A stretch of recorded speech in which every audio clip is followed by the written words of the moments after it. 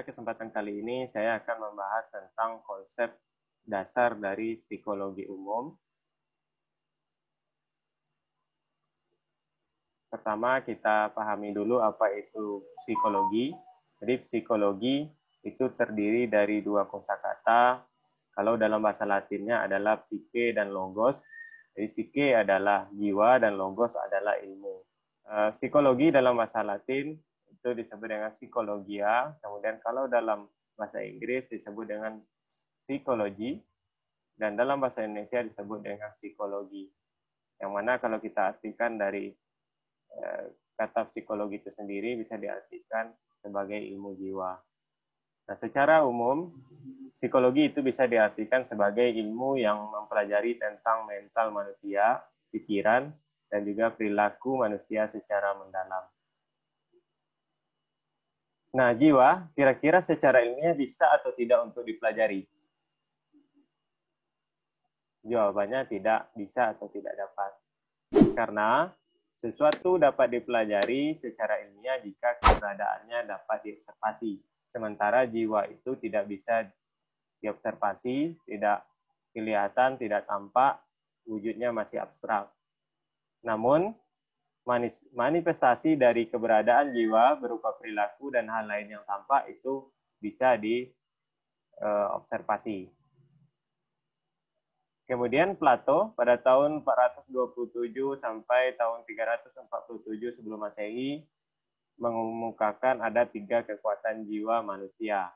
Jadi teori dia ini disebutnya dengan trikotomi.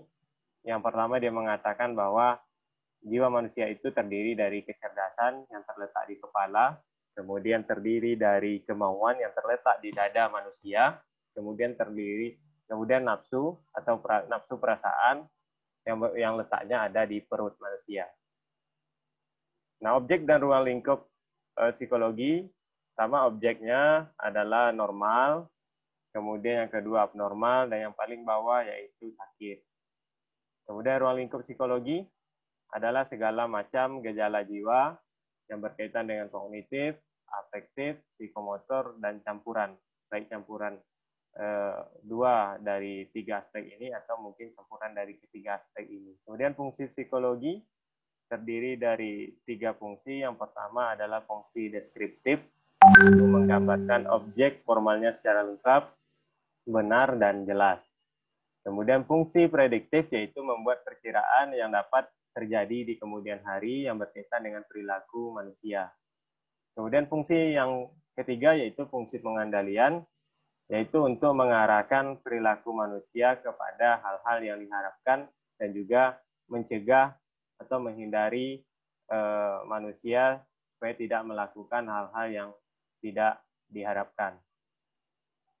Kemudian manfaat mempelajari psikologi. Yang pertama tentu berusaha memahami perilaku manusia, baik perilaku diri sendiri ataupun juga perilaku orang lain. Kemudian setelah itu tentu untuk memperlakukan manusia dengan sebaik-baiknya. Jadi ketika kita sudah memahami orang lain, maka kita harus memperlakukan orang lain itu dengan sebaik-baiknya, sesuai dengan kodratnya sebagai manusia. Kemudian yang terakhir berhasil dalam penyesuaian. Jadi ini manfaatnya. Jadi mulai dari memahami, memperlakukan dengan sebaik-baiknya, dan berhasil dalam penyesuaian.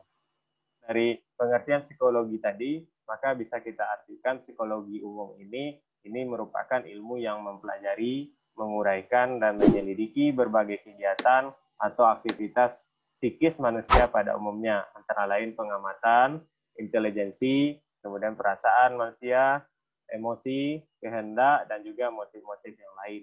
Jadi ini psikologi umum. Kemudian ada juga psikologi khusus, misalkan psikologi perkembangan, psikologi belajar, psikologi kepribadian, dan lain-lain sebagainya. Jadi demikian, terima kasih atas perhatian sudah menonton video ini. Assalamualaikum warahmatullahi wabarakatuh.